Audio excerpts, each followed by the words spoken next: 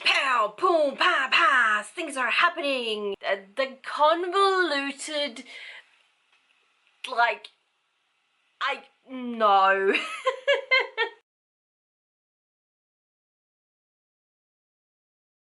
Welcome to the City of Nightmares. It's literally a city with walkie-talkie nightmares. So in this book we are following Ness, and Ness went through a bit of a traumatic experience a couple of years ago, where basically her sister turned into a man-eating spider, and now she's part of this group. What was the group called again? It was like Friends of the Restful Soul. Now if that screams cult to you, just the name, spoiler, it's a cult. Basically what this cult does is they have members going out to society and being like, here is a pamphlet for free therapy because your so-and-so significant other got turned into a nightmare. Things aren't really going well for Ness though, because she's kind of being demoted, as in she's not recruiting well enough on her day-to-day outings. So she's kind of, she conned her way into doing this postal run, which basically meant she went on a boat full of people with postal luggage things. However, there is a big explosion on this boat. The boat blows up, yes. And the only survivor is her and another guy. Love interest? Yes, definitely love interest. He also happens to be a vampire. Let me try to explain the whole nightmare thing.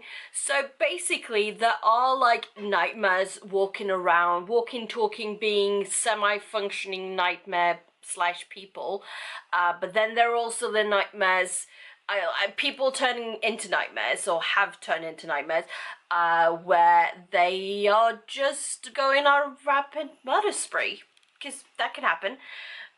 Like with her sister. And basically these friends are also kind of trained to, well, protect themselves, but there's this group, it was called something, I don't remember what, but there was this group which basically are trained to hunt down and kill the nightmares. But that's not the end of the whole thingamajig, is it? No.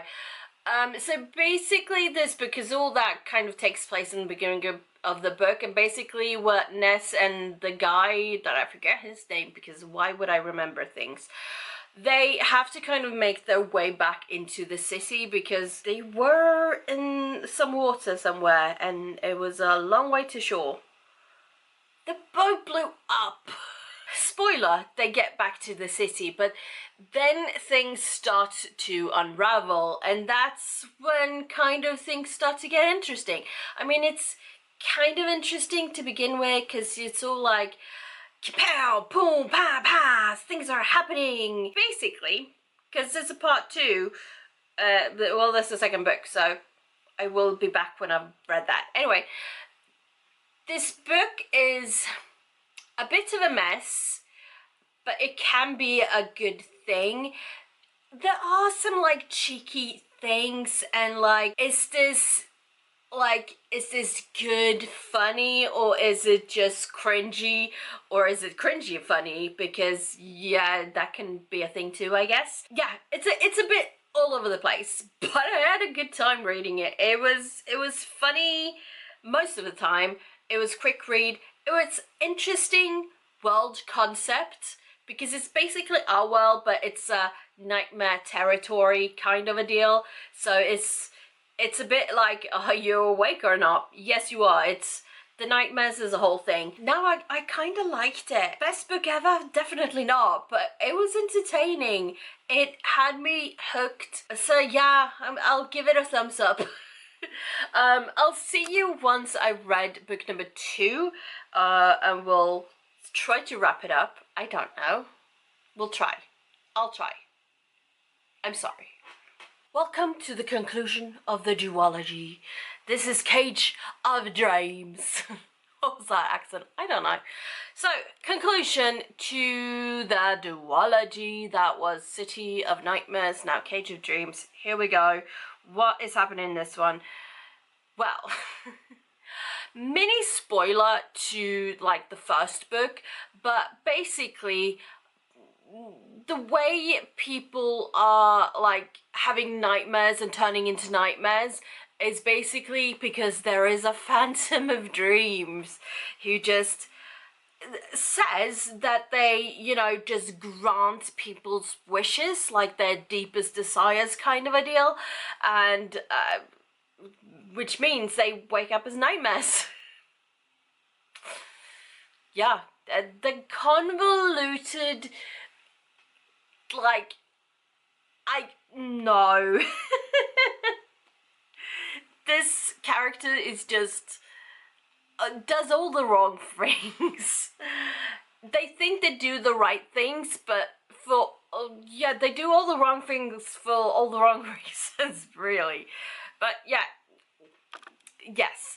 So basically in this one we have the Phantom of Dreams, kind of makes a deal with Ness to, well, get rid of his enemy, as it were. So, because the way of the thing is that he was kind of trapped and now he's come out, but he's like, he may be trapped again.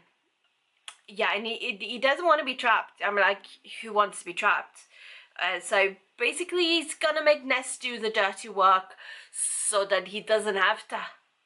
Yeah. So, conclusion to the book. I mean, this was kind of fun too. It did feel dragged out.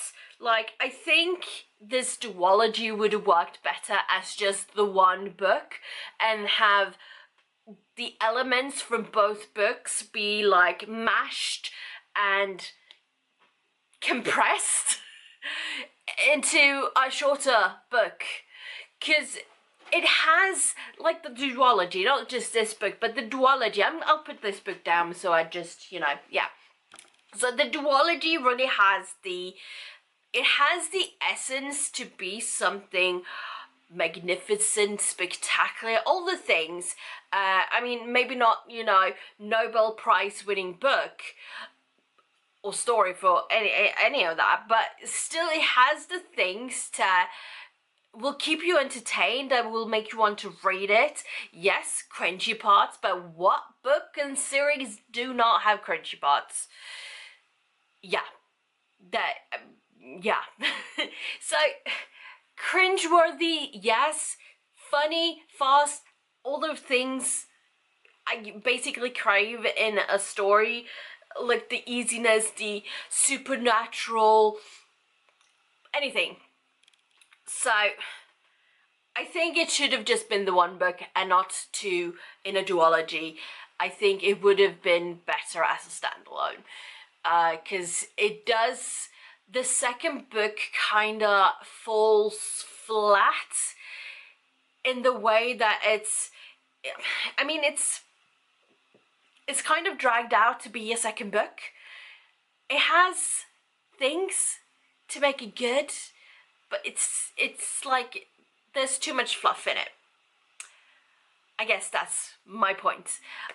So mix and match, put them in together, standalone, yes. Bish bash bosh, it would have been great. Yeah, that was that was it. Short video, I hope. I don't know. I never know, and just happens, and then I get to this part and I just waffle on about absolutely nothing, and yeah. Anyway, thanks for watching. I shall see you all next time. Until then, take care. Bye-bye.